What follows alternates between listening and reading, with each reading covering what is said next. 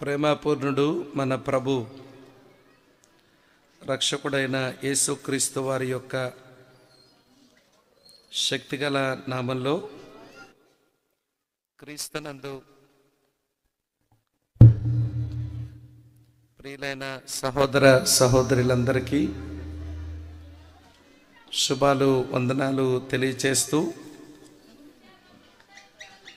తలవని తలంపగా ఈ సాయంకాలపు వేళ ఈ వీధిలో దేవుడు అనుగ్రహించిన ఈ సువార్త కూడికను బట్టి నేను ప్రభుకి స్తోత్రాలు చెల్లిస్తూ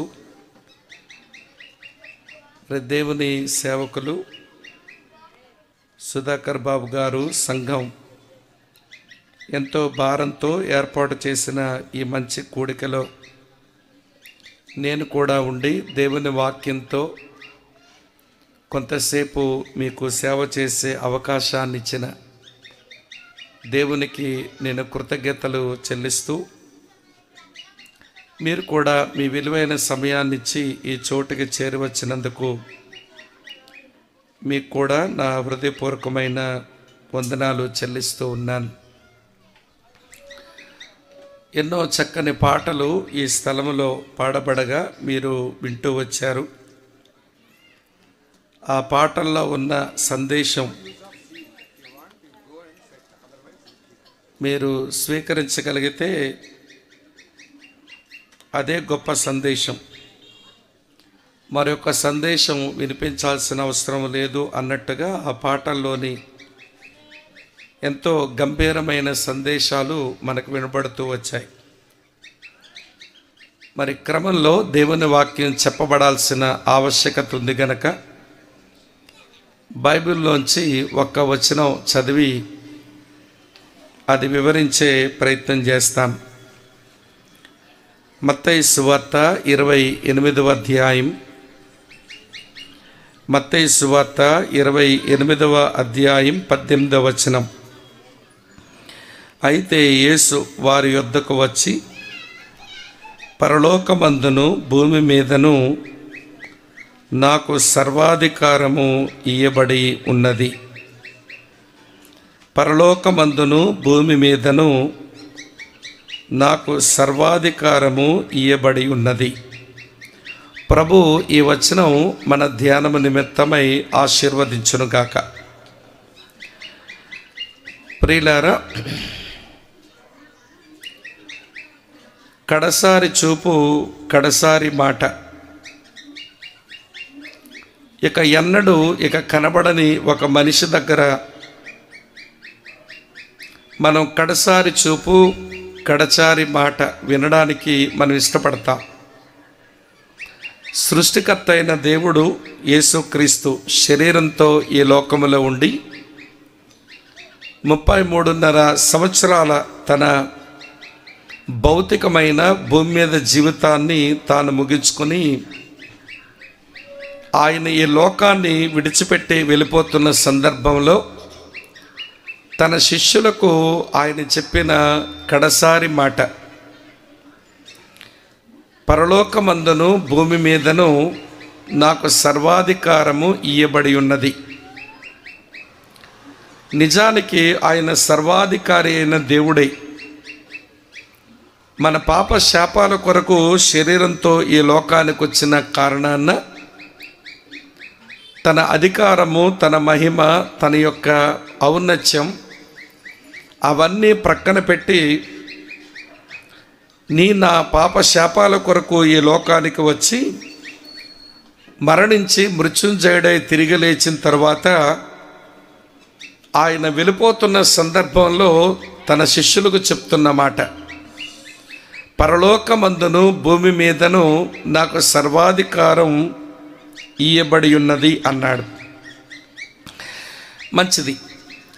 సరే, పరలోకమందును భూమి మీదను ఆయన సర్వాధికారం ఇయ్యబడి ఉంటే ఆ సర్వాధికారాన్ని ఆయన ఉపయోగించుకొని ఏమేమో చేస్తారు ఆయన. నేను అన్నీ మీతో చెప్పాలి అని నేను అనుకోవటం లేదు, కానీ తన సర్వాధికారాన్ని ఉపయోగించి ఆయన చేసే పనులలో ఒక గొప్ప పని ఈ రాత్రి మీ ముందు ఉంచాలని ఆశిస్తూ ఉన్నాను. ఆ సర్వాధికారాన్ని ఉపయోగించుకొని ఆయన ఏం చేస్తాడో ఆయన ముందే చెప్పేశారు. యోహాను సువార్త 5వ అధ్యాయం 22, 23 వచనాలు చూస్తే ఇలా రాసి ఉంది: తండ్రి ఎవనికని తీర్పు తీర్చడు గాని తండ్రిని గనపరచునట్లుగా అందరూ కుమారుని గనపరచవలనని తీర్పు తీర్చుటకు సర్వాధికారము కుమారునికి అప్పగించి ఉన్నాడు. కుమారుని గనపరచిన వాడు ఆయనను పంపిన తండ్రిని గనపరచడు. ఇక్కడ ప్రభువు చెబుతున్న మాట ఏంటి అని అంటే, తండ్రి ఎవనికని తీర్పు తీర్చడు కానీ తండ్రిని గనపరచునట్లుగా అందరూ కుమారుని గనపరచాలని తీర్పు తీర్చడానికి ఆయన సర్వాధికారం పొంది ఉన్నాడు. ఆయన కలిగి ఉన్న సర్వాధికారంతో ఆయన చేసే అనేకమైన పనులు మినహాయిస్తే, ఇప్పుడు నేను చదివిన వచనంలో ఆయన చేసే పని ఏంటనంటే, ఆయన తీర్పు తీరుస్తాను అన్నాడు. నాకివ్వబడిన సర్వాధికారమును వినియోగించుకొని నేను తీర్పు తీరుస్తాను అన్నాడు. అసలు ఆయన భూమి మీదకి వచ్చినప్పుడు ఆయన మనుషులను తీర్పు తీర్చడానికి వచ్చిన వాడు కాదు. ఆయన భూమి మీదకు వచ్చి మనుషులకు ఆయన తీర్పు తీర్చే ఉండుంటే అసలు మనుషులకు మనుగడే లేకపోయిన్ను. మనుషులందరి పాపాల కొరకు ఆయన సిలువలో మరణించి మృత్యుంజయుడే తిరిగి లేచి వెళ్ళిపోయినప్పుడు నాకు సర్వాధికారం ఉంది, ఇప్పుడు నాకు అప్పగించబడింది అని చెప్పారు. ఇదివరకే ఆయన నాకు ఇవ్వబడిన సర్వాధికారముతో నేను తీర్పు తీరుస్తాను అన్నారు. యేసుక్రీస్తు ప్రభు ప్రేమ కలిగిన దేవుడు అనే మాట ఎంత నిజమో, ఆయన పరిశుద్ధుడు అనే మాట అంతే నిజం కదా. ఆయన కనికర సంపన్నుడు అనే మాట ఎంత నిజమో, ఆయన న్యాయమూర్తి అనే మాట అంతే నిజం కదా. దేవుడు ఆయన కృప చూపేవాడు అనే మాట ఎంత నిజమో, ఆయన తీర్పు తీర్చేవాడు అనే మాట కూడా అంతే నిజం. ఆయన వెనుక ఉన్న ఆయన శిష్యులకు ఈ విషయం బాగా అర్థమైంది. అందుకనే ఆయన శిష్యులలో పేతురు మాట్లాడుతూ ఇలా చెప్పాడు. మీకు ఒక మాట చూపిస్తాను చూడండి. యేసయ్య అన్న మాట, నాకు సర్వాధికారం ఇవ్వబడి ఉంది, ఆ సర్వాధికారంతో నేను తీర్పు తీరుస్తాను అని అన్నారు ఆయన. ఈ విషయాలు విన్నటువంటి పేతురు తాను రాసిన పత్రికలో ఒక మాట ఇలా రాశారు. పేతురు రాసిన మొదటి పత్రిక 4వ అధ్యాయం ఇలా రాసి ఉంది. పేతురు రాసిన మొదటి పత్రిక 4వ అధ్యాయంలో చదువుతున్నాను చూడండి. 17వ వచనం ఇలా ఉంది: తీర్పు దేవుని ఇంటి యొద్ద ఆరంభమగు కాలం వచ్చి ఉన్నది. అది మన యొద్దనే ఆరంభమైతే దేవుని సువార్తకు అవిధేయులైన వారి గతి ఏమగును? యేసు ప్రభువును నమ్మిన వారితో ఆయన ఇలా మాట్లాడుతున్నాడు. వారికి మాట రాస్తూ ఉన్నాడు. తీర్పు దేవుని ఇంటి యొద్ద ఆరంభమగు కాలం వచ్చి ఉన్నది. అది మన యొద్దే ఆరంభమైతే దేవుని సువార్తకు అవిధేయులైన వారి గతి ఏమైపోతుంది అన్నాడు. అంటే పేతురు గ్రహించింది ఏంటనంటే, మన ప్రభు అయిన యేసుక్రీస్తు వారు ఆయన తీర్పు తీరుస్తాడు అని చాలా గట్టిగా తాను నమ్మినాడన్నమాట. ఈ నమ్మిక అపోస్తలుల్లో కడమవాడైనటువంటి పౌలు కూడా ఈ విషయాన్ని చాలా గట్టిగా నమ్మినటువంటి మనిషి. ఆయన కూడా ఒకసారి ఏథెన్సు అనే ఒక ఊరికి వెళ్ళారు. ఊరికి వెళ్తే ఆ ఊరి నిండా బోల్డ్ అన్ని విగ్రహాలు కనబడతా ఉన్నాయి. వారు బహు దేవతాభక్తి కలిగిన వారు అని అర్థమైంది. ఆ వీధుల్లో పోయి తిరుగుతుంటే ఒక దేవతా ప్రతిమ దగ్గర ఆ దేవతకు ఏం పేరు ఇవ్వాలో కూడా తెలియక తెలియబడని దేవుడు అని రాసేసుకున్నారు. ఆ దేవుడికి ఏం పేరు ఇవ్వాలో కూడా తెలియలే, అందుకని తెలియబడని దేవుడు అన్న పేరు రాసేసుకున్నారు. ఆ చిన్న దృశ్యాన్ని చూసినటువంటి పౌలు భక్తుడు, మీకు ఏ దేవుడైతే తెలియబడలేదు అని మీరు అక్కడ రాసుకున్నారో ఆ దేవుని గురించి నేను వివరిస్తాను వినండి అని చెప్పి దేవుని గురించి చాలా సంగతులు మాట్లాడి చివరికి వచ్చేసరికి ఆయన ఇలా చెప్పారు. చదువుతాను చూడండి. అపోస్తలుల కార్యాలు 17:31లో, ఎందుకనగా తాను నియమించిన మనుషుని చేత నీతిని అనుసరించి భూలోకమునకు తీర్పు తీర్చబోయేడు ఒక దినము నిర్ణయించి ఉన్నాడు. మృతులలో నుండి ఆయన లేపినందున దీని నమ్ముటకు అందరికీ దేవుడు ఆధారం కలుగు చేశాడు అన్నాడు. ఏథెన్స్ వార్లారా, మీకు ఏ దేవుడైతే తెలియదు అని మీరు అన్నారో, ఆ తెలియబడని దేవుడు ఎలా ఉంటాడో చెప్తాను వినండి మీకు తెలిసేలాగా అని అన్నీ చెప్పి చివరకన్నాడు. ఏమన్నాడు తెలుసా? ఆ దేవుడు మృతుల్లో నుంచి మనుషులను లేపి ఆయన వారికి తీర్పు తీరుస్తాడు, ఆయన తీర్పు తీర్చువాడు అని చెప్పాడు. ఈ మాట వినగానే వింటున్నారు కదూ మీరంతా. ఆ ఏథెన్స్లో ఈ మాట వింటున్నలో కొంతమంది ఏం చేశారట తెలుసా? అపహాస్యం చేశారట. చచ్చినోళ్ళు మిమ్మల్ని తిరిగి లేవటం ఏంటి, లేచినోళ్ళకి మళ్ళీ దేవుడు తీర్పు తీర్చడం ఏంటని అపహాస్యం చేశారట. చూడండి, చదువుతాను, అక్కడే ఉంది 32లో. మృతుల పునరుత్థానమును గూర్చి వారు వినినప్పుడు కొందరు అపహాస్యం చేశారు, మరికొందరు దీని గూర్చి నువ్వు చెప్పినది ఇంకోసారి చెప్పవా అని కూడా అడిగారట. నువ్వు చెప్పేవేవో బాగున్నామలో మరి చెప్పరాదు అని అడుగుతున్నారు. క్రీస్తునందు ప్రియులారా, నా పరిచయ మాటలు ఇలా ఎందుకు చెబుతున్నానంటే, ఈ రోజున దేవుడు ఒక రోజున మనుషులు చేసిన ప్రతి దానికి తీర్పు తీరుస్తాడు అనే మాటలు మన చెవిని అప్పుడప్పుడు పడుతున్నప్పటికీ కూడా ఏ దేశంలో వారు ఏం చేస్తున్నారో మనం అదే చేస్తున్నాం. వారు ఏం చేశారంటే అపహాస్యం చేస్తున్నారట. అపహాస్యం అంటే ఎలా ఉంటుందో చెప్పనా? అరే, మృతులోంచి మనుషులు దేవుడు లేపుతాడు, తన సింహాసనం మీద నిలబెడతాడు, వారికి తీర్పు తీరుస్తాడు అని చెబుతుంటే వాళ్ళు అపహాస్యం చేస్తున్నారంటే ఎలా ఉంటుందో తెలుసా? పిక్చర్ చెప్తాను వినండి. దేవుడు తీర్పు తీరుస్తాడా? చచ్చిన వాళ్ళు మళ్ళీ తిరిగి లేస్తారా? ఇదంతా ఒత్తుతుందే అండం అన్నమాట. ఇదే అపహాస్యం చేయటం అంటే. అరే, దేవుని సేవకుడు దేవుని సంగతులు చెబుతుంటే అపహాస్యం చేస్తున్నారట. ఈ రోజున కూడా ప్రేమించిన దేవుడు నిన్ను ప్రేమించి నీ కొరకు సిలువలో ప్రాణం పెట్టిన మాట నిజమే, మరణించిన వాడు మళ్ళీ తిరిగి లేచిన మాట నిజమే, తిరిగి లేచిన వాడు తిరిగి వెళుతూ నాకు సర్వాధికారం ఇవ్వబడి ఉంది అని నేను చెప్పిన మాట నిజమే. ఆ సర్వాధికారాన్ని ఉపయోగించి నేను తీర్పు తీరుస్తానని చెప్పాడు. అది పేతురు చెప్పాడు, ఇప్పుడు పౌలు కూడా చెప్పాడు. కనుక నేను రాత్రి వేళ చెప్పగోరే నా సందేశం ఏంటనంటే, దేవుడు తీర్పు తీరుస్తాడు.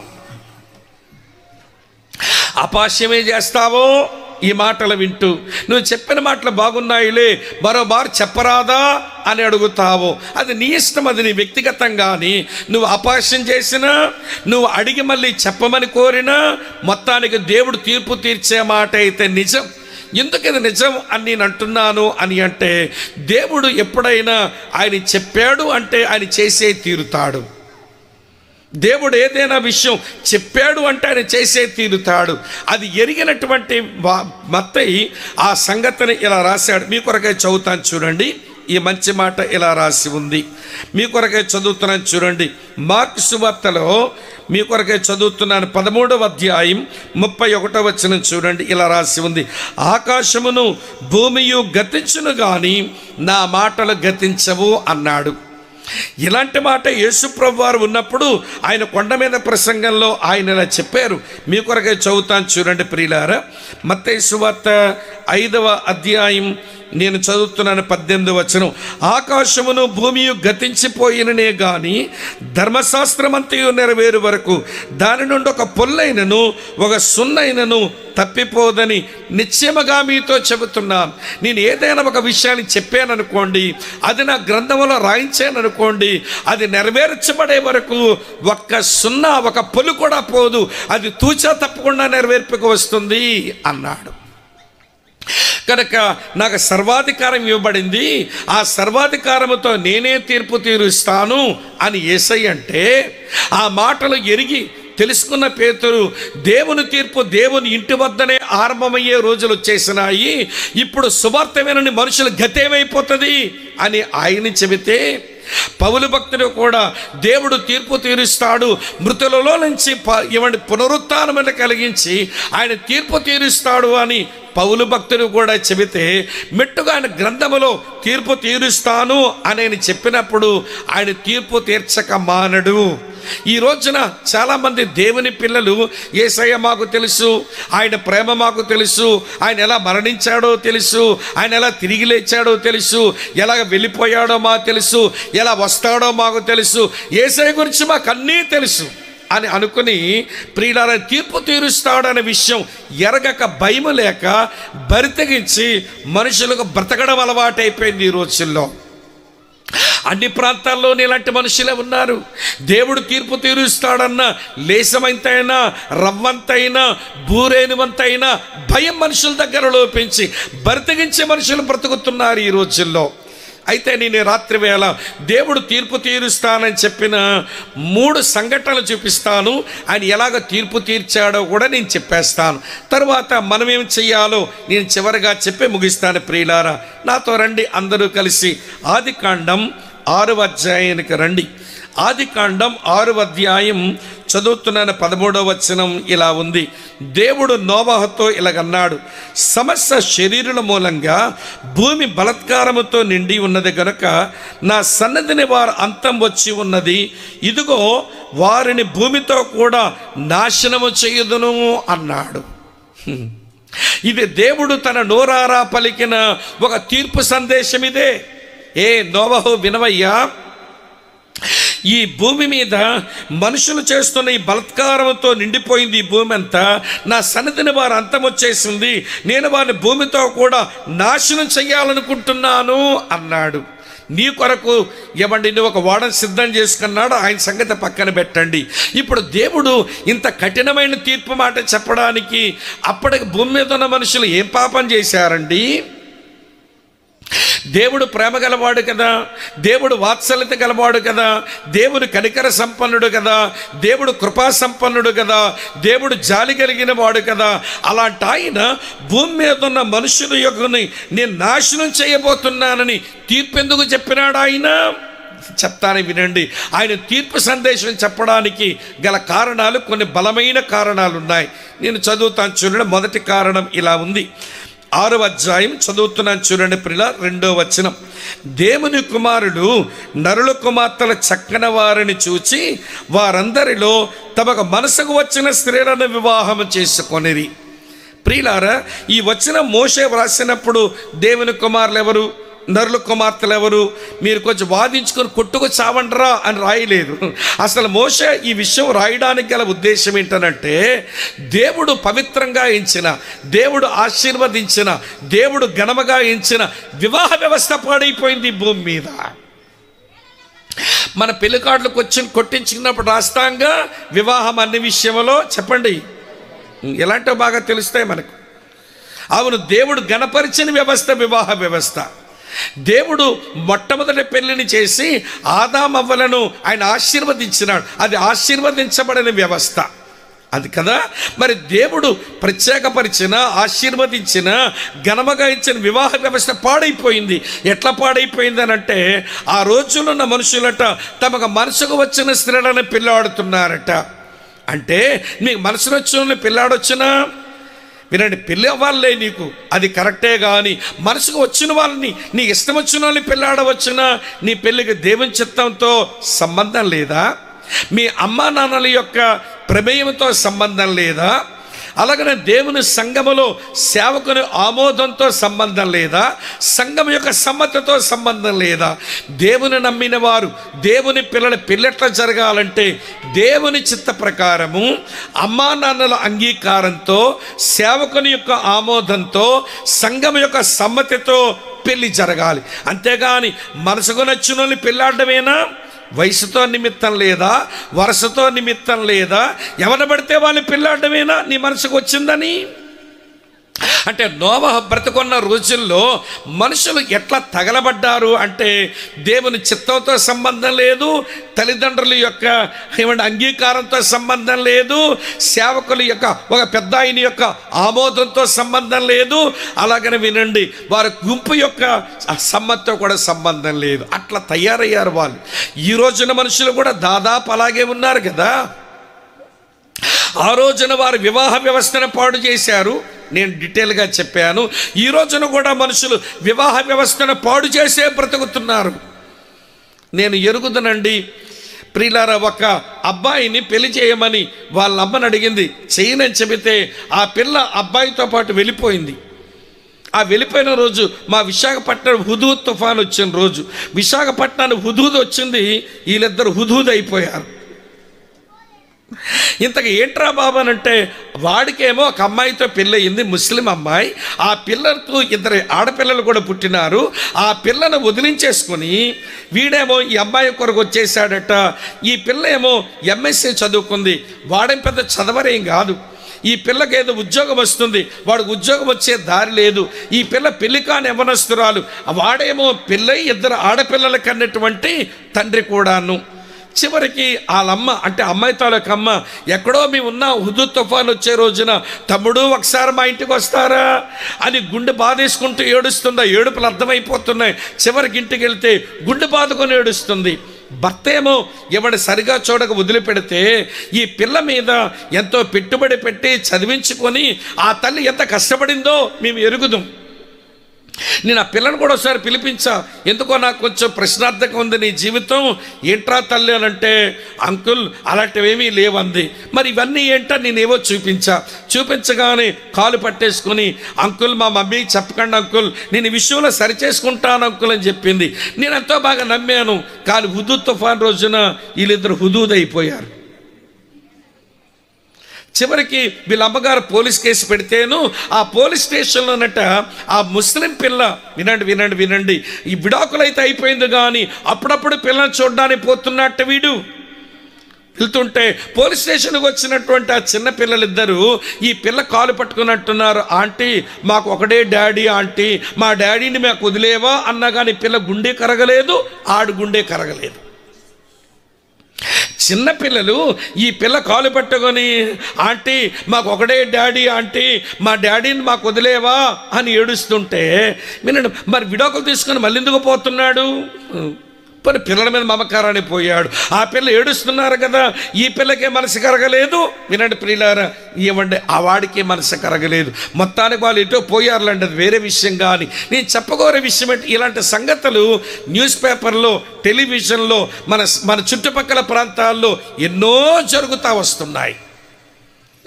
నోవా రోజుల్లో దేవుడు తీర్పు వర్తమానం ఎందుకు చెప్పినాడు? భూమిని నాశనం చేయబోతున్నాను అని ఎందుకు ఆయన చెప్పవలసి వచ్చిందంటే, దేవుడు ఆశీర్వదించిన, దేవుడు పరిశుద్ధపరిచిన, దేవుడు ఘనముగా ఇచ్చిన వివాహ వ్యవస్థను ఆనాటి మనుషులు పాడు చేసేశారు. ఆ రోజంతే, ఈ రోజంతే. రెండో సంగతి చెప్తాను వినండి. దేవుని అంత కోపం ఎందుకు వచ్చిందబ్బా? చదువుతాను చూడండి. 6వ అధ్యాయంలో మీ కొరకు చదువుతున్నాను 5వ వచనం. నరుల చెడుతనము భూమి మీద గొప్పదనియు వారి హృదయం యొక్క తలంపులలోని ఓహంతయు కేవలము చెడ్డదనియు యెహోవా చూచి అని రాసి ఉంది. ఈ వచనంలో ప్రియుల వారి హృదయాలంట చెడిపోయినాయంట, వారి తలంపులు కూడా చెడిపోయినాయంట, వారి ఊహలు కూడా కేవలము చెడ్డవైపోయినాయంట. ఇది చదివినప్పుడు ఈ 3 ఒకటేనేమో అనుకున్నాను మొట్టమొదట, కానీ 3 ఒకటి కాదని తరువాత నాకు అర్థమైంది. హృదయం అంటే మనం పుట్టిన దగ్గర నుంచి మన దగ్గరే ఉంది మన హృదయం. ఆ హృదయం ఆనాటి మనుషుల యొక్క భూతకాలాన్ని జ్ఞాపకం చేస్తుంది. మీరు పుట్టిన దగ్గర నుంచి మీ హృదయం చెడిపోయిన హృదయమే. మనకు ఇర్మియా గ్రంథంలో కూడా ఇర్మియా అంటాడు, హృదయము అన్నిటికంటే మోసకరమైనది, అది ఘోరమైన వ్యాధి కలిగింది, దాన్ని గ్రహించగలవాడెవడు అన్నాడు. సోదరి స్నేహితులారా, హృదయం వారి భూతకాలాన్ని జ్ఞాపకం చేస్తుంటే తరువాత వారి తలంపులంటే ఏనాటి తలంపులు ఆనాటికి వస్తాయి. నిన్నటిగా తలంపులు ఉండవు. అమ్మ వింటున్నారా? ఏనాటి తలంపులు ఆనాటికే వస్తాయి.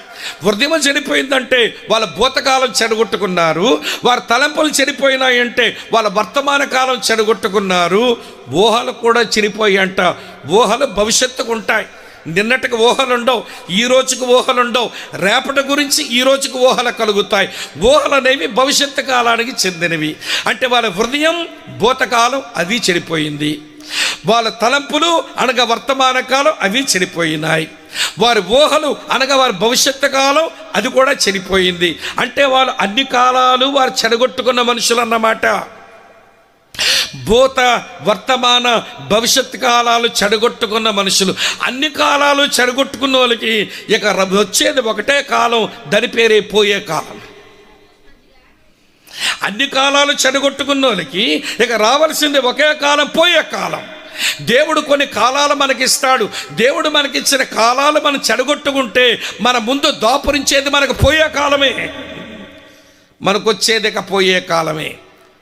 నిజంగా వీళ్ళకి పోయే కాలమే వచ్చింది. మరి దేవుడు ఆశీర్వదించిన వివాహ వ్యవస్థ పాడు చేసుకున్నారు, దేవుడిచ్చిన మంచి కాలాలు చెడగొట్టుకున్నారు. 2 చెప్పాను కదూ, 3 చెప్తాను చూడండి ఏమందో. 6వ అధ్యాయం 12వ వచనంలో, దేవుడు భూలోకమును చూచినప్పుడు అది చెడిపోయి ఉండెను, భూమి మీద సమస్త శరీరులు తమ మార్గములను చెరిపివేసుకొని ఉండేవి. దేవుడు వారి మేలు కొరకు చక్కని మార్గాలు వారి కొరకు ఏర్పాటు చేసి వారు ముందుంచితే వారు అన్ని మార్గాలు చెడగొట్టుకున్నారట. దేవుడిచ్చిన కాలమా చెడగొట్టుకున్నారు, దేవుడిచ్చిన మార్గాల చెడగొట్టుకున్నారు, దేవుడిచ్చిన వివాహ వ్యవస్థ చెడగొట్టుకున్నారు. ఇలాంటి మనుషులను ఇక భూమి మీద నుంచి నేను ఇక భూమిని చెడగొట్టుకోలేనుగా అని దేవుడు అన్నాడు. నోవహు, ఇదిగో భూమి మీద వారికి భూమి మీద ఉండకుండా వారిని నాశనం చేయగోరుతున్నాను అన్నాడు. అయితే నీ కొరకు ఒక ఓడను సిద్ధం చేసుకో అంటే నోవహు చూడండి ఎంత బాగుందో. 22వ వచనం, 6వ అధ్యాయం 22వ వచనంలో ఉంది. నోవహు అట్లు చేసెను, దేవుడు అతనికి ఆజ్ఞాపించిన ప్రకారము యావత్తు చేశాను. యావత్తు చేసిన మాట చాలా ప్రాముఖ్యం. దేవుడు ఓడను చేయమన్నప్పుడు ఇవ్వండి, చితిసార మ్రాణుతో చేయమన్నాడు.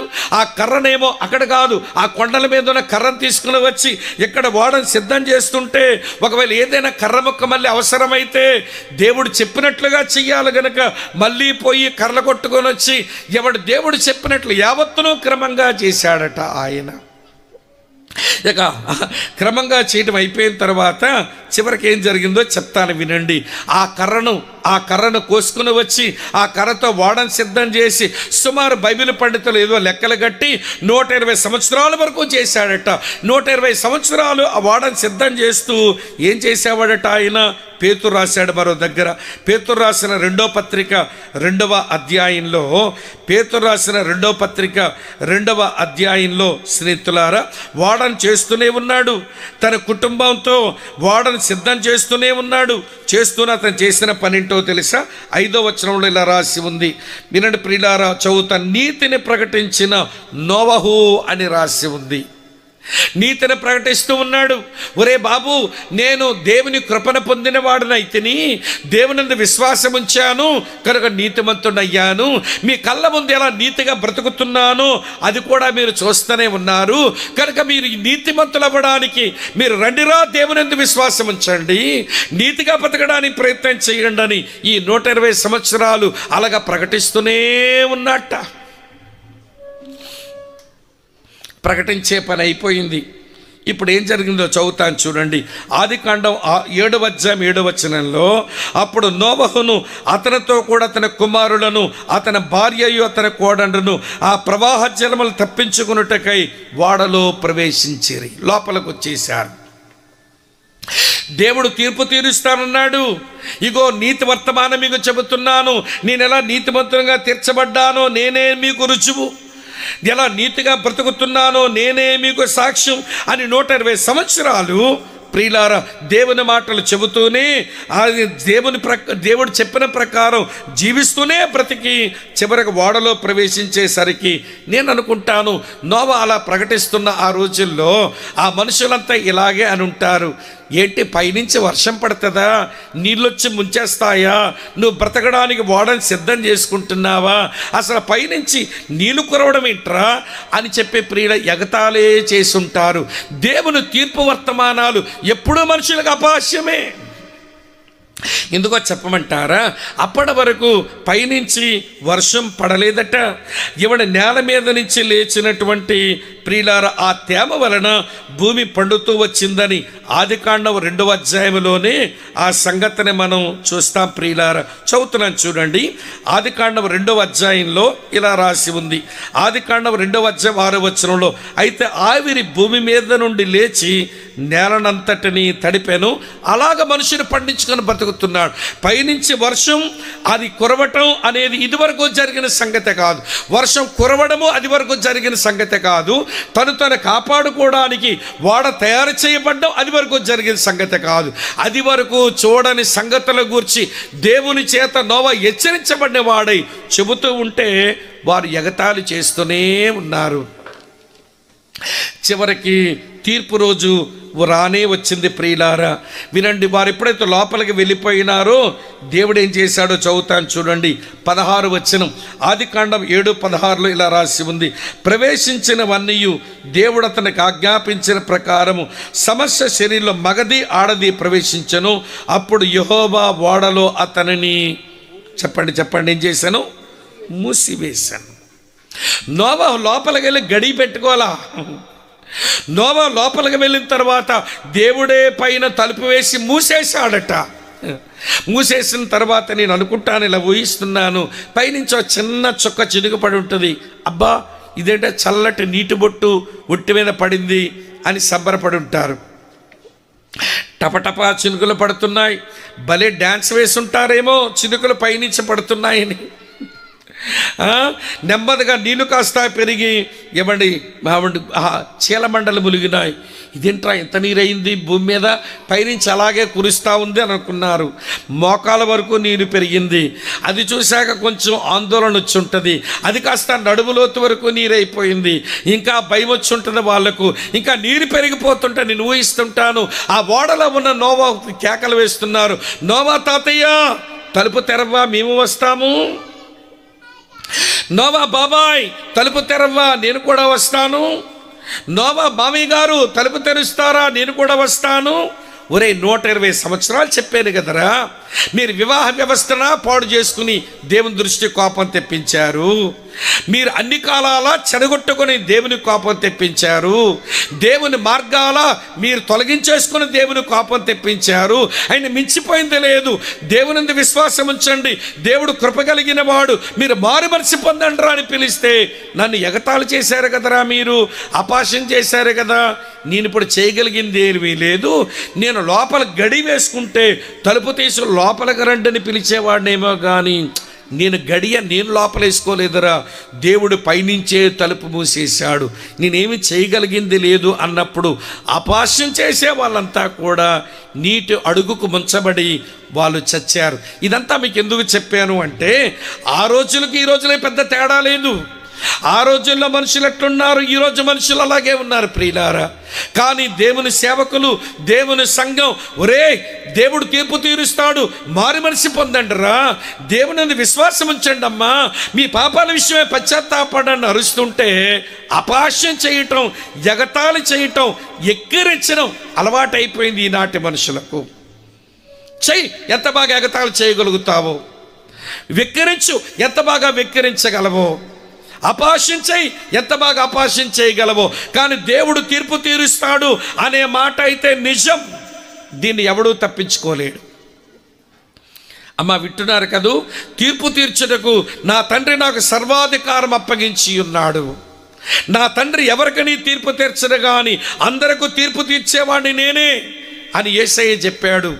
పేతురు అన్నాడు, దేవుని తీర్పు దేవుని ఇంటి యొద్దనే మొదలైతే సువార్త వినని వారి గతేమైపోతుందో అని అరిచాడు. పౌలు కూడా చచ్చిపోయినా నేను తిరిగి లేపి పునరుత్థానమిచ్చి దేవుడు తీర్పు తీరుస్తాడు అని పౌలన్న కూడా చెప్పాడు. కనుక ఇది మొదటి దృష్టాంతం. నోవా దినముల్లో దేవుడు తీర్పు వర్తమానం చెప్పాడు, ఆ తీర్పు వర్తమానం జరిగిపోయింది. అమ్మ వింటున్నారా మీరంతా? ఎక్కడ ఉన్నారా? రెండో తీర్పు చూపిస్తాను మీకు.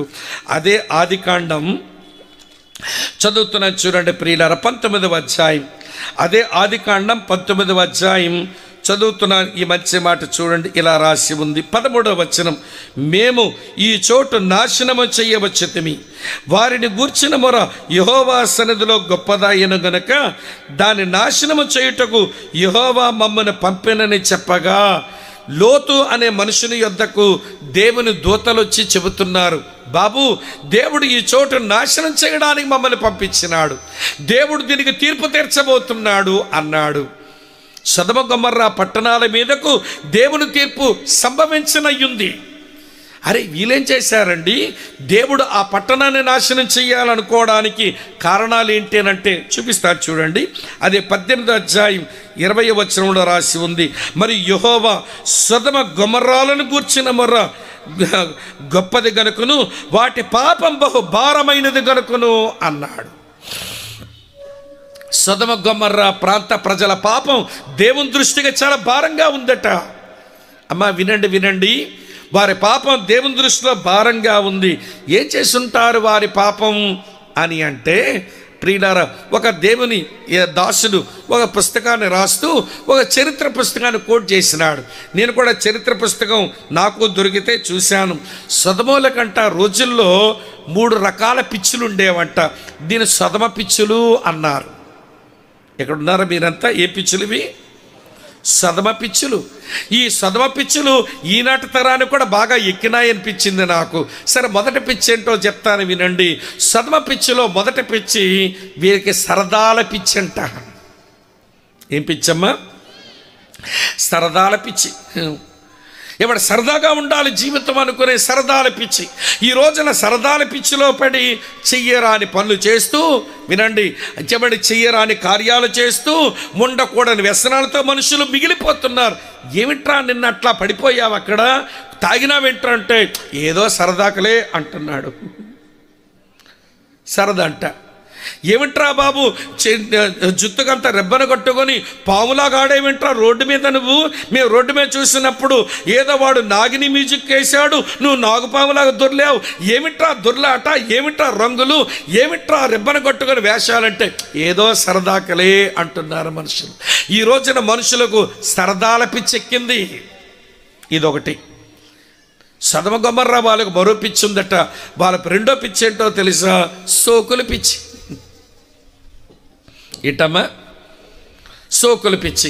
ఈ రోజున కూడా సోకుల పిచ్చి ఎంత పెరిగిందో. ఈరోజు నేను సుధాకర్ అన్న ఎయిర్పోర్ట్లో కూర్చుంటే ఒకడేమో మా అవతల వైపు కూర్చున్నాడు. ఆడు చూస్తే నాకు కొంచెం నవ్వొచ్చింది. ఎందుకు నవ్వొచ్చిందంటే, మా శ్రీకాకుళం ఆడవాళ్ళు మెట్ట పెట్టుకుంటారు ఇట్లా నెత్తి మీద. ఈడికే మైదా రోగమో కానీ ఇదంతా క్రాఫ్ అంతా వేయించుకొని జుత్తంతా మీదకు తెచ్చి అక్కడ మెట్ట పెట్టాడు. ఈడికే మైదా రోగమో. ఏమిట్రంటే సోకుల పిచ్చి. ఆడి పిచ్చి ఆడిది, ఆడి వెర్రి వాడికి ఆనందం. మనం ఏమనగలం కానీ మొత్తానికైతే నెత్తి మీద మెట్ట పెట్టుకున్నట్టు కనబడ్డాడు. పోనీ సరే, వాడి సంగతి అట్లా వదిలేసేయండి. వినండి, ఆడవాళ్ళు కూడా కొంతమంది చూస్తుంటాం. మేము ఏమన్నా తిరిగి వచ్చాం, అక్కడ తిరుగుతుంటాం, మాకు కనబడుతుంటారు. ఈ ఆడవాళ్ళకి ఏమి సోకులు పిచ్చో కానీ ఇలా ముందు పీక్కుంటూ రింగులు బిందు లాక్కుంటుంది. ఏమిటంటే పప్పీ కుక్కంట. ముందుకేమో జుత్తు పీక్కొని పప్పీ అవుతుంది. వినండి ప్రియులారా, ఈ మధ్య చూస్తున్నానండి. మీ వైపు బాగున్నారులేండి మీరు, గిరిపురం వాళ్ళు కానీ మా విశాఖపట్నంలోకి వచ్చి చూసిన కొంతమంది ఆడాళ్ళకి వీళ్ళకేం మైదా రోగం అనుకుంటాను నేను. ఇలాగ ఈ జబ్బకు కన్నం, ఇలాగ ఈ జబ్బకు కన్నం, వీపుకో పెద్ద కన్నం. ఏమిటో అక్క అంటే జబ్బల కన్నాలు బ్లౌజ్ అంట. ఆడపిల్ల ఒళ్ళు కప్పుకుంటే సంసారి, ఆడపిల్ల ఒళ్ళుకు చూపించుకుంటే వేశ్య అంటాం. ఆ సినిమాల్లో పనిచేసేటువంటి దానికి డబ్బులు కావాలి గనక అదొక వేశ్యలాగా ఒళ్ళు చూపించుకుంటే, ఇవ్వండి వీధిలో ఊర్లో సమాజంలో బ్రతుకుతున్న కొంతమంది ఆడపిల్లలు కూడా ఈ సోకులే మరిగారన్నమాట. అమ్మ వింటున్నారా మీరంతా? సోకులు పిచ్చి. ఆ రోజున సొదొమ గొమొర్రా వాళ్ళది సరదాల పిచ్చి, ఈ రోజున మనుషులది సరదాల పిచ్చి. ఏమిట్రా వ్యసనాలు, ఏమిట్రా అలవాట్లు, ఏమిట్రా తిరుగులు, ఏమిట్రా డాన్సులు, ఏమిట్రా నీ వేషాలంటే సరదాల పిచ్చి. వాళ్ళకి సోకులున్నాయి, మనకి సోకులున్నాయి. సొదొమ గొమొర్రాలకు మరొక పిచ్చి ఉందట. ఆ పిచ్చి పేరేంటో చెప్పమంటారు? వింటున్నారా లేదా మీరు? మూడో పిచ్చి ఏంటో తెలుసా? సరసాల పిచ్చి. వీళ్ళు సరసాలు కాస్త ఎంత ముదిరిపోయినాయంటే, వింటున్నారా మీరంతా? మగవాడితో స్వాభావిక విరుద్ధమైన పాపం చేస్తాడట. ఆడపిల్ల మరొక ఆడపిల్లతో వీరిని స్వాభావిక విరుద్ధమైన పాపం చేస్తుందట. అంటే స్వలింగ సంపర్కులు తయారయ్యారు. అందుకే దేవుడు అంటాడు, సొదొమ గొమొర్రా పాపం నా దృష్టిగా చాలా భారంగా ఉంది. ఇది నా స్వరూపంలో చేయబడిన మనుషులు, నేను ఇచ్చిన ప్రాణవాయువుని పీల్చుకుంటున్న మనుషులు, నేను పెట్టిన జీవాత్మను కలిగిన మనుషులు ఏమిట్లా తయారైనారు వీళ్ళు? మగవాడా ఆడది ఆడదా, నేను మగవాడిని ఆడపిల్లతో పెళ్లి చేశా, ఆడపిల్లవ మగాడినిచ్చా, అంతేగాని మగాడు ఆడదేంటి? రోమాపత్రిక 1వ అధ్యాయం 26వ వచనంలో దీనిని పౌలు తుచ్చమైన కోరికలు అన్నాడు. ఈ పిచ్చి కూడా బాగా పెరుగుతుంది మన భారతదేశంలో. ఇదివరకు కొంచెం ఇలాంటి పాడు పనులు చేస్తే ఇలాంటి ఉంటాయా అని అట్లా అనుకునే వాళ్ళం, కానీ అవి కాస్త పెరిగిపోయి సుప్రీంకోర్టు వరకు వెళ్ళి మగాళ్ళ పెళ్లి చేసుకోవచ్చని తీర్పు చెప్పండి, ఆడది మేము పెళ్లి చేసుకోవచ్చని తీర్పు చెప్పండి అని సుప్రీంకోర్టు వరకు పోయారు వీళ్ళు. అమ్మ వింటున్నారా? ఆ మధ్య ఒకసారి వినండి, ఈనాడు పేపర్ వాడు 2 ఆడపిల్ల ఇంటర్వ్యూ చేశాడు. మా విశాఖపట్నం యూనివర్సిటీలో చదువుతున్న పిల్ల ఇంటర్వ్యూ చేశాడు. ఏమిటమ్మా మీరిద్దరు ప్రేమించుకున్నారంటారేంటి, మీరిద్దరు ఆడపిల్లలే కదా అంటే, ఒక పిల్ల అంటుంది మగపిల్లాడితో ఉండడం కంటే ఆడపిల్లతో ఉండడమే నాకు ఇష్టమవుతుంది అంది. ఆయన చాలా ప్రశ్నలు అడిగి నన్ను అమ్మాయితో వీళ్ళిద్దరు ప్రేమించుకున్నారట, వీళ్ళు కలిసి సహజీవనం చేస్తున్నారట, ఇది అవ్వ ఇది ఎక్కడైనా కని విరిగే మాటేనంటే వచ్చేసిందండి భారతదేశానికి, మా విశాఖపట్నానికి వచ్చేసింది. ఒక ఆయన అంటాడు, రాత్రి 11 గంటల నుంచి 3 గంటల వరకు అందమైన అబ్బాయి ఆర్టీసీ కాంప్లెక్స్లో యూనివర్సిటీ క్యాంపస్లో తిరగాలంటే భయం వేసే రోజులు వచ్చాయంట మాకు.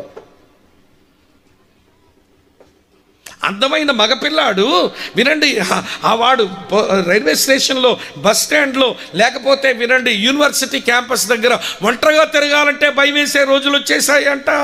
ఓ పెద్ద ఆయన చెప్తున్నాడు.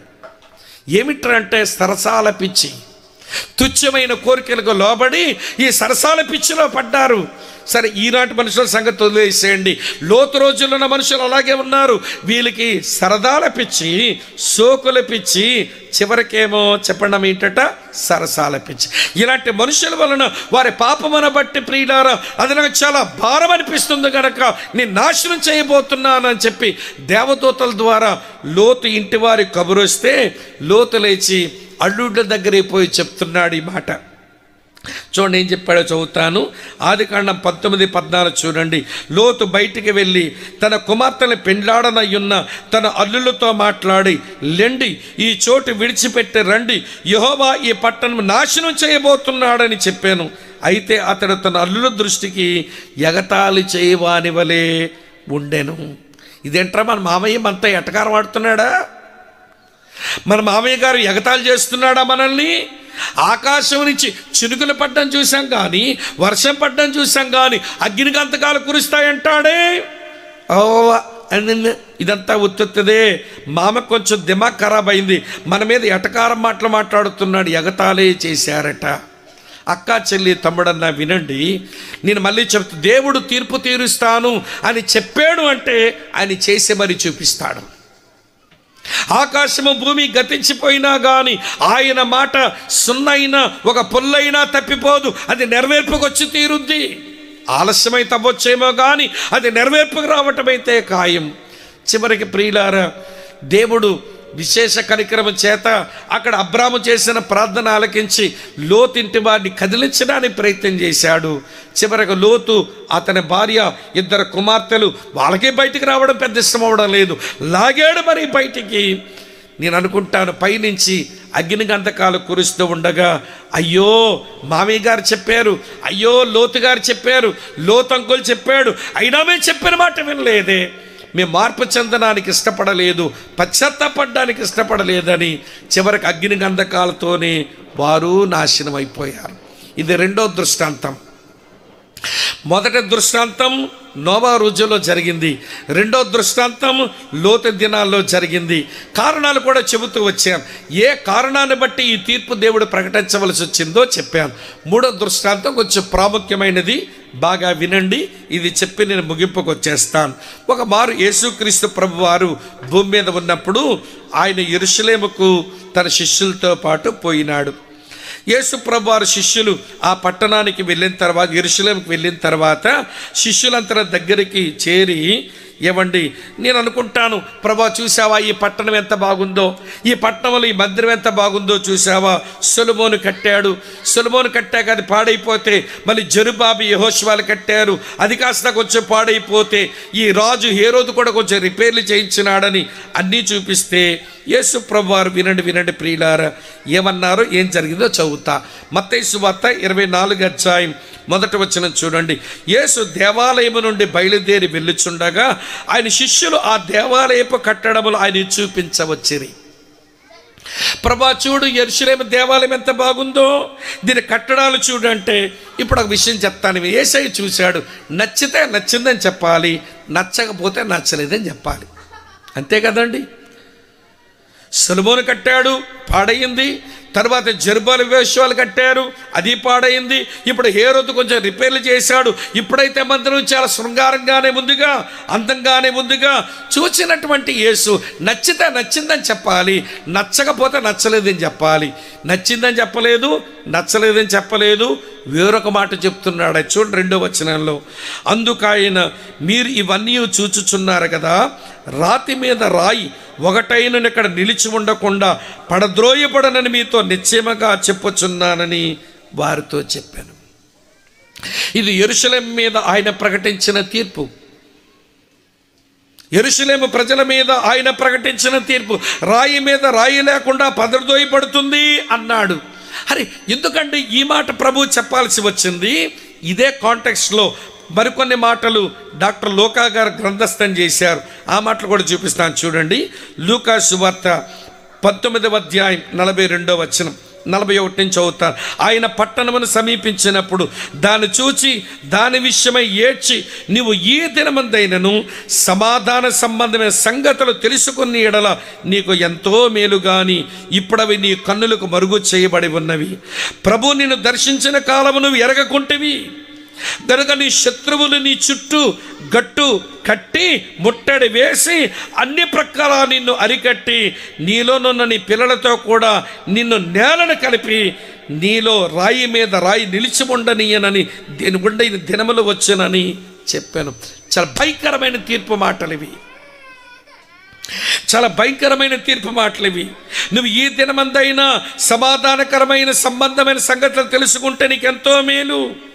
కోడి తన పిల్లలను తన రెక్కల కింద చేర్చుకోవాలి, ఎలా ఉంటుందో నేను అలాగే ఉన్నాను, కానీ నువ్వు రానొల్లనుంటివి, నువ్వు రాలేదు నా రెక్కల కిందకు.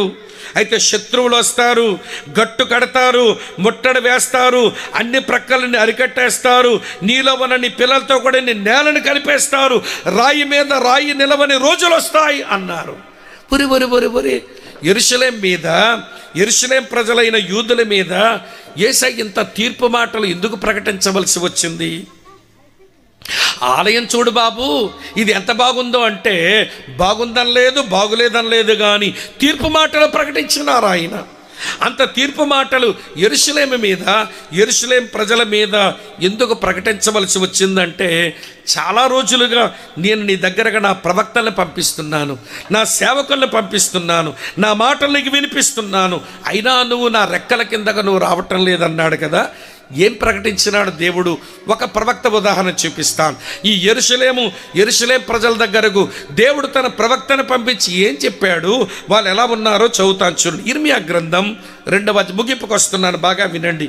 ఇర్మియా గ్రంథం 2వ అధ్యాయం చదువుతున్నాను చూడండి ప్రియులారా. ఇలా వ్రాసి ఉంది, మీ కొరకే చదువుతున్నాను ఈ మాట. ఇర్మియా గ్రంథం 2వ అధ్యాయం చదువుతున్నాను చూడండి ప్రియులారా. ఇలా వ్రాసి ఉంది 5వ వచనం. యెహోవా ఎలాగూ సెలవిచ్చుచున్నాడు, నాయందు ఏ దుర్నీతి చూచి మీ పితరులు వ్యర్థమైన దానిని అనుసరించి తాము వ్యర్థులగునట్లు నా యొద్ద నుంచి దూరముగా తొలగిపోయారు. యెరూషలేము మీదకు, యోధా ప్రజల మీదకు యేసు ప్రభు ఈ తీర్పు వర్తమానం ఎందుకు చెప్పవలసి వచ్చిందంటే, ఈ యెరూషలేము ప్రజలు యోధా వారు దేవుని విడిచి దూరంగా తొలగిపోయారంట. నా దగ్గర ఉండండి రా బాబు, నాకు సమీపంగా బ్రతకండి అని అంటే ఆయన యొద్ద నుంచి దూరముగా తొలగిపోయారంట. సరే, దూరంగా తొలగిపోవటం ఒక నేరం, అక్కడ ఆగలేదు వాళ్ళు, మరికొంచెం దిగజారారు. చూపిస్తాను చూడండి.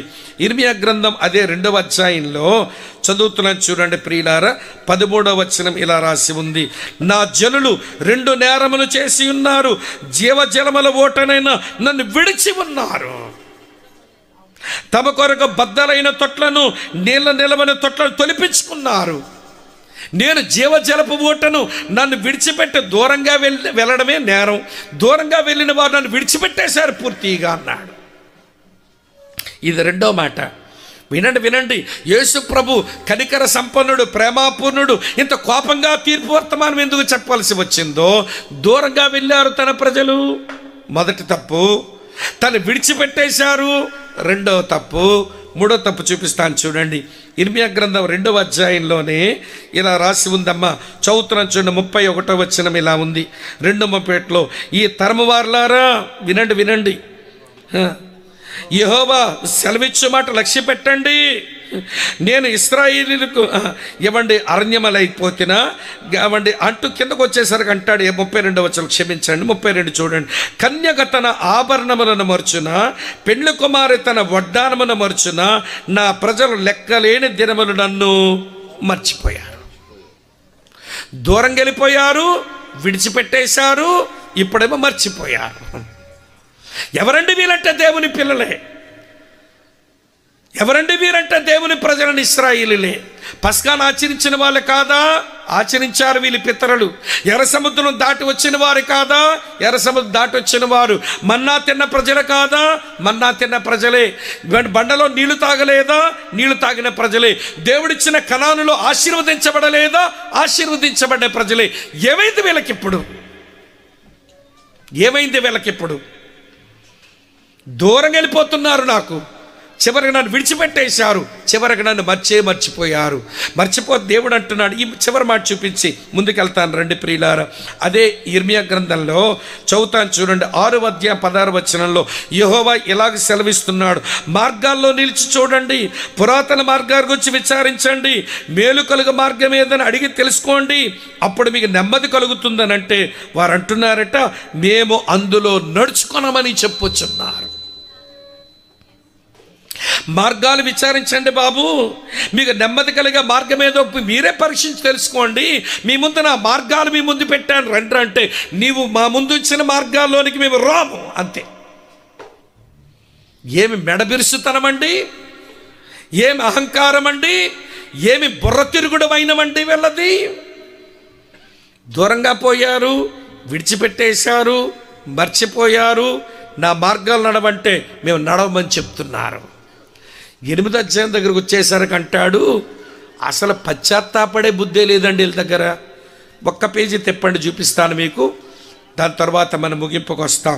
చదువుతాను చూడండి. 8వ అధ్యాయంలో ఆయన అంటాడు చూడండి ప్రియుల 5వ వచనంలో, యెరూషలేము ప్రజలు ఎలా విశ్వాసఘాతకులై నిత్యము ద్రోహం చేస్తున్నారు, వారు మోసాన్ని ఆశ్రయం చేసుకుని తిరుగు రామని అలా చెప్తున్నారు. తిరిగి రారంట వీళ్ళు. ప్రియులారా అక్కడే 6వ వచనంలో అంటాడు, ప్రియులారా యుద్ధమునకు చొరబడు గుర్రముల వలె ప్రతివాడు తనకిష్టం వచ్చిన మార్గం తిరుగుతున్నారు. తమకిష్టం వచ్చిన మార్గమును తిరుగుతున్నారు. ఆ 9వ వచనం కిందకు వచ్చేసరికి అంటాడు, యెహోవా వాక్యమును నిరాకరించిన వారు వారికి ఏ పాటి జ్ఞానము కలదు? నా వాక్యము వీళ్ళ దగ్గర లేదు. ఇవన్నీ ఏమి నేర్పిస్తున్నాయి మనకనంటే, వీళ్ళు పేరుకు దేవుని ప్రజలే కానీ దేవుని నుంచి దూరంగా పోతిరి, దేవుని విడిచిపెట్టేశారు, దేవుని మర్చిపోయారు, దేవుని మార్గాలకు రామంటున్నారు. ఏమండి, దేవుని దగ్గర పశ్చాత్తాపడ్డం, మళ్ళీ తమ చెడుతనమును గూర్చి పశ్చాత్తాపడేవాడు ఒకడూ లేడట. చివరికి దేవుని వాక్యం నిరాకరించేస్తున్నారట. చివరికి ప్రియులారా ఆయనే వచ్చి వారి మధ్య బ్రతికి దేవుని ప్రేమను చూపించి, దేవుని పరిశుద్ధతను చూపించి, వారి చేరువుకు వచ్చి ఆయన పరిచయం చేస్తుంటే, చివరికి మీరు ఒకరోజు ఏమనబోతున్నారు తెలుసా? ఆయన సిలువేయండి, ఆయన సిలువేయండి, ఆయన సిలువేయండి అని అరిచే రోజు ఒకటి ఉంది. ఆ రోజున ఏమండి పిలాతు అంటాడు, సిలువేయమంటున్నారు, ఆ రక్తపరాధం ఎవరి మీదకి వస్తుంది? నా మీద కానీ పిలాతు అడిగే రోజు ఒకటి వస్తుంది భవిష్యత్తులో. వినండి, ఇవన్నీ ఎరిగిన ప్రభు వినండి. వారు ఆ రోజు ఏమంటారు తెలుసా? వీళ్ళు వాని రక్తపరాధం మా మీద మా పిల్లల మీద ఉండును కాక అంటారు వీళ్ళు. అంటారు. ఇప్పుడు అలా అనేక ప్రజలకు నేను చెప్పే తీర్పెంటో తెలుసా? వీళ్ళ రాయి మీద రాయి లేకుండా వారి పిల్లలు వీళ్ళు నేల కంటుకొని వాళ్ళు గట్టు వేసి ముట్టడ వేసి శత్రు వచ్చి వాళ్ళని నేలను పడి చంపే రోజు ఒకటి రాబోతుంది అని తీర్పు ముందుగానే ప్రభువు చెప్పారు. అక్క చెల్లి తమ్ముడన్న ఇది నెరవేర్పుకు వచ్చేసింది. ఆయన క్రీస్తు శకం 30లో శిలువ మీద మరణించి ఆయన తన తనువును చాలించారు. కానీ క్రీస్తు శకం 70వ సంవత్సరంలో టైటస్ అనే రోమా చక్రవర్తి వచ్చి ఇదే యెరూషలేముకు గట్టు కట్టి ముట్టడ వేసి అరికట్టి వినండి, గర్భిణీ స్త్రీలను కూడా చూడలేదట. గర్భిణీ స్త్రీల పొట్ట మీద కత్తితో ఇట్లా కొడితే ఆ లోపల ఉన్న బిడ్డల బయటకు వస్తే చాకలివాడు బండకేసి బట్టను బాదినట్లుగా ఆ పొట్టలోని పిండాలని బట్టలు బాదినట్లుగా బండకేసి కొట్టాల్సిన పరిస్థితి తెచ్చుకున్నారు. ఎందుకని? దేవుడు తిరిగి రమ్మని పిలుస్తున్నాడు, పశ్చాత్తాపడడానికి అవకాశం ఇస్తున్నాడు, ప్రేమించి పిలుస్తున్నాడు. తీర్పు మీకు సంభవించబోతుంది, రండి రా బాబు అని చెబుతూ ఉంటే వినండి, వీరు దూరంగా పోయి విడిచిపెట్టేసి మర్చిపోయి మేమందులో నీ మార్గాల్లోకి రామని చెప్పేసి పశ్చాత్తాపడే మనసు లేక దేవుని వాక్యం నిరాకరించి బ్రతికిన మనుషులు రావలసిన తండనే వచ్చేసింది చివరికి. ఇదంతా మీకెందుకు చెప్పాను ఈ రాత్రి అంటే, అక్క చెల్లి తమ్ముడు అని వినండి. యేసయ్య అంటున్నాడు, పరలోకమందును భూమి మీదను నా తండ్రి నాకు సర్వాధికారం ఇచ్చాడు. నాకు ఇవ్వబడిన సర్వాధికారముతో నేను చేసే పనులు చాలా ఉంటాయి, కానీ ఒక పని అయితే చేస్తాను. నేను అదేంటో తెలుసా? నా తండ్రి ఎవరికని తీర్పు తీర్చడు, కానీ నేను అందరికీ తీర్పు తీరుస్తాను. నా తీర్పు దేవుని ఇంటి దగ్గరే మొదలు పెడతా, నా ప్రజల దగ్గర నుంచే మొదలు పెడతా. తీర్పు దేవుని ఇంటి దగ్గర నుంచే మొదలు పెడితే సువార్త వినని ప్రజల గతేమవుతుందో ఊహించండి అని పేతురు చెప్పాడు. కనుక మృతులకు పునరుత్థానం ఇచ్చి ఈ దేవుడు అందరికీ తీర్పు తీరుస్తాడు. ఆ తీర్పులోనికి మనం మాడి మసై మన నాశనం అవ్వక మునిపే ఆయన దగ్గరకు రమ్మని ఆయన పిలుస్తూ ఉన్నాడు. తన రెక్కల చాపి తన క్రిందగా రెక్కల కింద పిలుస్తున్నాడు. నాకు ఒక సంఘటన జ్ఞాపకం వస్తున్నది. మా శ్రీకాకుళం ప్రాంతంలోనే ఒక పల్లెటూరు ఊరంతా కాలిపోయింది. కలెక్టర్ గారు, ఆర్డీఓ గారు, ఎంఆర్ఓ గారు వీళ్ళందరూ వచ్చి ఇల్లులు ఎంతెంత డబ్బు ఇవ్వచ్చు, నష్టపరిహారాలను లెక్కలు వేసేదానికి వాళ్ళు సర్వే చేస్తుంటే అలాగ నడుస్తున్నారట. ఆ కాలిపోయిన ఇళ్ళ మధ్యలోంచి ఎక్కడో చిన్న కోడిపిల్ల అరుస్తున్నట్లుగా అరుపు వినబడగానే ఇదేంటి ఊరు మొత్తం కాలిపోయింది, అన్నీ కాలిపోయినాయి, ఇక్కడ కోడిపిల్ల అరుపు వినబడుతుంది ఏంటని వాళ్ళు ఆ కోడిపిల్ల అరుపు వినబడే వరకు వచ్చేసరికి అక్కడ కోడిపిల్ల ఏం కనబడడం లేదు. కానీ అక్కడి నుంచి కాలిపోయిన బూడిదలాగా ఉంది, దాని కింద నుంచి వినబడుతుంది కోడిపిల్ల అరుపు. ఆర్డీఓ గారు ఏం చేశారంటే కాలుతో ఆ కుప్పలాగా ఉన్న బూడిద కుప్పలాగా ఉన్న దాన్ని ఒక తన్నాడు. తన్నగానే ఆ కింద నుంచి ఒక కోడిపిల్ల బయటకు వచ్చింది. వాళ్ళంతా చూసినప్పుడు వారికి ఏమర్థమైందో తెలుసా? కాలిపోతున్నప్పుడు ఆ తల్లి కోడి పిల్లని పిలిచింది. ఒక పిల్ల అది పరిగెత్తుకుంటూ ఎప్పుడొచ్చిందో ఎలాగొచ్చిందో మొత్తానికి అమ్మ రెక్కల కిందకి పోయింది. వాళ్ళమ్మ దాని రెక్కల కింద అలాగ ఉంచుకొని తల్లి పూర్తిగా కాలిపోయింది, కానీ పిల్లను మాత్రం బతికించింది. పేపర్లో కూడా వేశారు ఆ చిన్న బొమ్మ. నేను విషయం మీకు ఎందుకు చెప్పానంటే చివరిలో వినండి, మనమంతా కూడా దేవుని ఉగ్రత, దేవుని తీర్పు అని అగ్నికి ఆహుతి కావలసిన వాళ్ళమే, అగ్నికి ఆహుతి కావలసినటువంటి వాళ్ళు మనమంతా.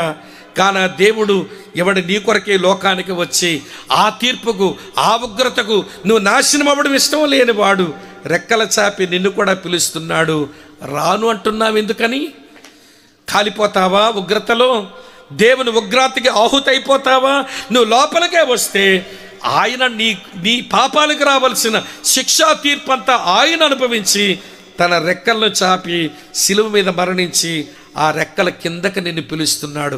ఆయన గాయాల్లోంచి లోపలికి రమ్మని పిలుస్తున్నాడు. ఇక రాను అనుకొని నువ్వు మారుమనసు పొందక, పాపాన్ని నశించుకోక, వ్యసనాల్లోనే మునిగిపోయి నీ జీవితాన్ని నాశనం చేసుకొని నేను నాశనం అవుతాననుకుంటే నీకు ఎవడు బాగు చేసేవాడు ఇక భూమి మీద ఎవడూ లేడు. కనుక రాత్రివేళ ప్రభు ప్రేమతో నిన్ను పిలుస్తున్నాడు. నేను నోవహు రోజుల్లో తీర్పు వస్తుందని చెప్పాను, తీర్పు తీర్చేశాను. లోతు రోజుల్లో తీర్పు ఇస్తానన్నాను, తీర్పు తీర్చేశాను. నేను బ్రతుకున్న రోజుల్లో ఒక తీర్పు వర్తమానం చెప్పాను, ఆ తీర్పు కూడా నేను తీర్చేశాను. ఇక నీ ముందు మరొక తీర్పు ఉంది. నువ్వు పాపమును విడిచిపెట్టి నువ్వు దేవుని విశ్వాసం ఉంచి నువ్వు మారు మనసు పొంది రక్షించబడకపోతే, పాపిగానే మిగిలిపోతే నీకు తీర్పు ఉంది అని ప్రకటన గ్రంథం 20 అధ్యాయములో ఆ తీర్పును గురించి ఆయన స్పష్టంగా ఆయన రాసేశాడు. ఆ తీర్పులోనికి మన ఎవరు గురి కాకూడదని ప్రేమ చేత ఆయన మన శిక్షణ భరించినాడు, మన తీర్పును ఆయన భరించాడు. ప్రేమతో ఆయన ఇచ్చిన క్షమాపణ అందుకొని నీతిమంతులమే బ్రతకమని పిలిపిస్తున్నాడు. నోవా రోజుల్లో నోవా తన కుటుంబం కాపాడబడినట్లు, లోతు దినములలో వినండి, లోతు తన కుమార్తెలు బయటకు వచ్చినట్లుగా, అలాగనే వినండి ప్రియులారా, యేసు ప్రభు రోజుల్లో కొంత శేషం, యూదా శేషం కొంత దేవుని కొర మిగిలినట్లుగా ఈ రాత్రి వేళ తీర్పును తప్పించుకొని రక్షించబడతావా? దేవునికి నీ హృదయంలో చోటిస్తావా? దేవుని ఉగ్రత ఆ తీర్పు నుంచి నిన్ను కాపాడబడతావా అని సేవకునిగా, సోదరునిగా నేను మీకు ప్రేమతో కోరుతా ఉన్నాను. ఒక్క మాట చెప్పనివ్వండి, ఒక్క మాట చెప్పండి. దేవుని తీర్పు ఒకవేళ మన మీదకు వస్తే మన పాపమును బట్టే మనకు తీర్పు రాదు సుమా. మన పాపమునకు శిక్ష యేసు అనుభవించాడు. ఆ యేసును అంగీకరించకపోవడం వలనే నువ్వు శిక్షకు గురి కావాల్సి వస్తుంది, ఆ తీర్పుకు గురి కావాల్సి వస్తుంది. పాపమును బట్టి కాదు నీకు శిక్ష, ఆ శిక్షను భరించిన యేసును తృణీకరించినందున నీకు శిక్షగా నువ్వు ఆ రోజున ఆ ఉగ్రత శిక్షను అనుభవించవలసి వస్తుందని అర్థం చేసుకుని ప్రభుకి నీ హృదయంలో చోటిస్తావా?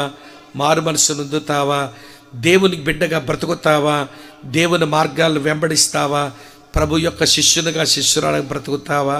తల వంచండి, కళ్ళు మూసుకోనండి, ప్రార్థన చేస్తాం.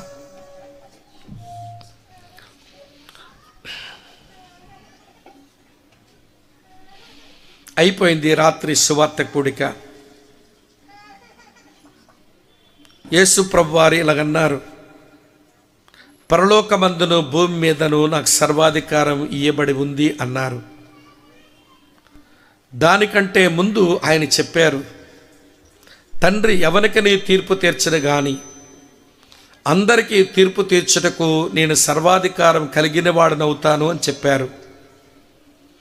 ఆయన తీర్పు తీర్చడానికి ఏతెంచనై ఉన్నాడు. ఎప్పుడు వస్తాడో, ఆయన తీర్పులు ఎప్పుడు బయలువెడల చేస్తాడో మనకు తెలియదు. ఆయన సమయం ఇస్తున్నాడని అంటే నిన్ను ప్రేమిస్తున్నాడని అర్థం. ఆయన ఇంకా సమయాలు ఇస్తున్నాడని అంటే నువ్వు పశ్చాత్తాపడి ఆయన నీ దేవునిగా, రక్షకునిగా, నీ అన్నగా, నీ తండ్రిగా స్వీకరించడానికి నీకు తరుణమిస్తున్నాడని అర్థం. నోవహు రోజుల్లో ప్రజలు భ్రష్టు పట్టినట్లుగా రేపు నీది కాదురా వీపు చూపబోకురా, రేపు నీది కాదురా వీపు చూపబోకురా, నేటి దినమే నీదిరా యేసు ప్రభుని వేడరా, నేటి దినమే నీదిరా యేసు ప్రభుని వేడరా, సిలువ వైపు చూడుమా, సిలువ వైపు చూడుమా, పిలుపు యేసు దేశుమా, నిలువుమా యోచించుమా, తెలుసుకోనుమా ప్రభు ప్రేమ, మారు మనసు పొందుమా, సిలువ వైపు చూడుమా, జీవ గ్రంథమందు నీదు పేరును లిఖించును, జీవ గ్రంథమందు పేరును లిఖించును,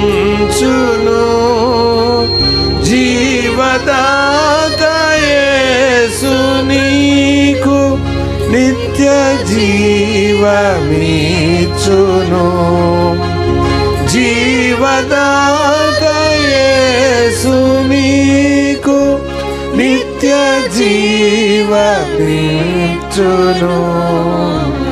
సిలువ వైపు చూడుమా సిలువ వైపు చూడుమా పిలుపు యేసు దేశుమా నిలువుమా యోచించుమా తెలుసుకోను మా ప్రభు ప్రేమ మారు మనసు పొందుమా. నోవహు దినాలలో వారు అపహాస్యమే చేసే ఉంటారు. లోతు దినాల్లో వారు లెక్క చేయలేదు. ప్రభు తీర్పు చెప్పినప్పుడు వారు కూడా లెక్క చేయలేదు. వారి పాపములోనే వారు అలా నిలిచి ఉండిపోయారు. అకస్మాత్తుగా వారి మీదకు ఉగ్రత వచ్చేసింది. తప్పించుకోవడానికి ఇక ఏ దారి లేక వారు అంతమైపోయారు. చరిత్రలో జరిగిన ఈ సంఘటనలు ఈ రాత్రి ఇది మనకు ఒక పాఠం కాదా? క్రీస్తునందు ప్రియమైన సహోదరుడా సోదరి, పాప స్వభావంతోనే పుట్టాం. అక్కడ మన తప్పిదమేమీ లేదు. కానీ ఆ స్వభావాన్ని బట్టి ఇప్పటి వరకు అనేకమైన పాప పనులు చేసుకుంటూనే బ్రతికాం. దేవుని హృదయాన్ని ఎంతో గాయం చేసిన మనుషులం మనం.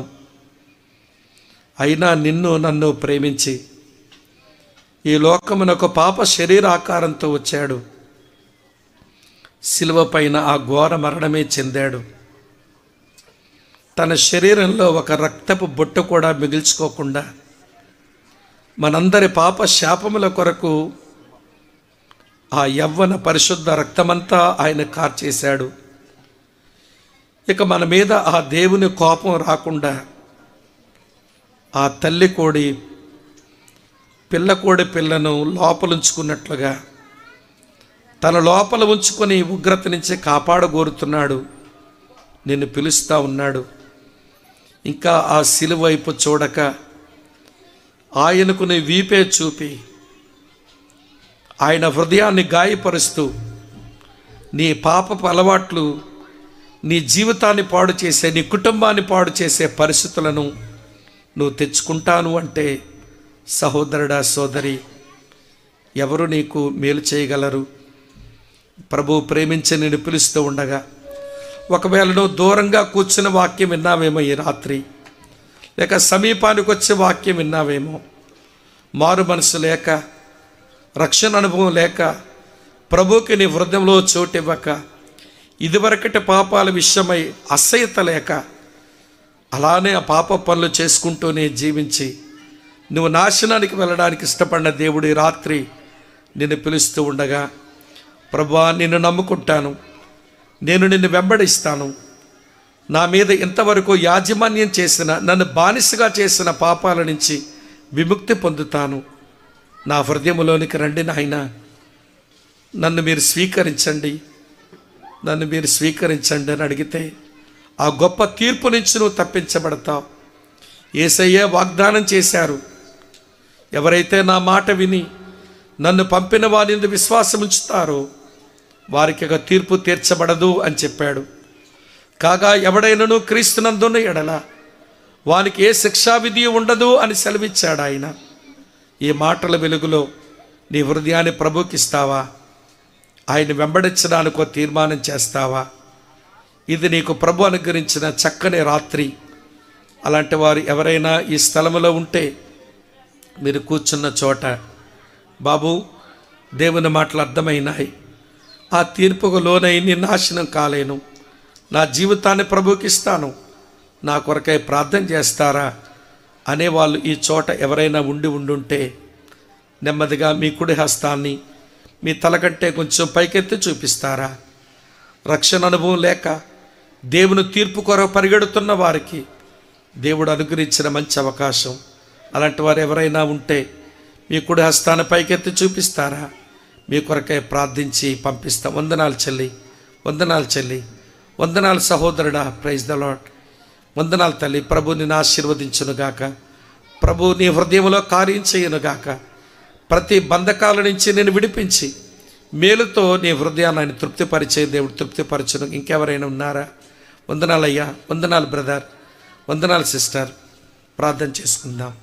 ప్రేమ కలిగిన మా ప్రియమైన తండ్రి, ఏ రాత్రి ఏ మాటలు చెప్పడానికి మమ్మల్ని ఎక్కడ తెచ్చావో ఆ మాటలు చెప్పడం అది కొంచెం కష్టమే అయినా, వినే వాళ్ళకి కొంచెం ఇబ్బంది కలిగించే మాటలే అయినా చెప్పక తీరలేదు, చెప్పక తప్పలేదు. చెప్పాము, ఆలకించారు. కొంతమంది తమ చేతులు పైకెత్తి చూపి మారు మనస్సు నుండి తమ హృదయాల్లో నీకు చోటిచ్చి నేను వెంబడించడానికి తీర్మానం చేసి ఈ స్థలంలో ఉన్నారు. వారిని మీరు కనుకరించి జ్ఞాపకం చేసుకునండి. ఇళ్లల్లోంచి ఆయా చోట్ల నుంచి కూర్చొని నీ మాటలు విన్న మా ప్రియులందరినీ పేరు పేరు దీవించుము.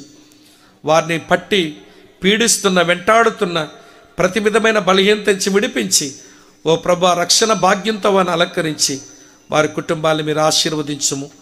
నీ దాసుడు అన్న సుధాకర్ గారు, అలాగనే సంఘము, మా సహోదర సహోదరీలు పడిన ప్రయాసకు తగిన ఫలము దయచేయమని, మేలుతో నింపమని, మీరు మాత్రమే పొందమని యేసుక్రీస్తు నామాన్న స్తోత్రించి మీకే ప్రార్థిస్తున్నాము తండ్రి. Amen, amen.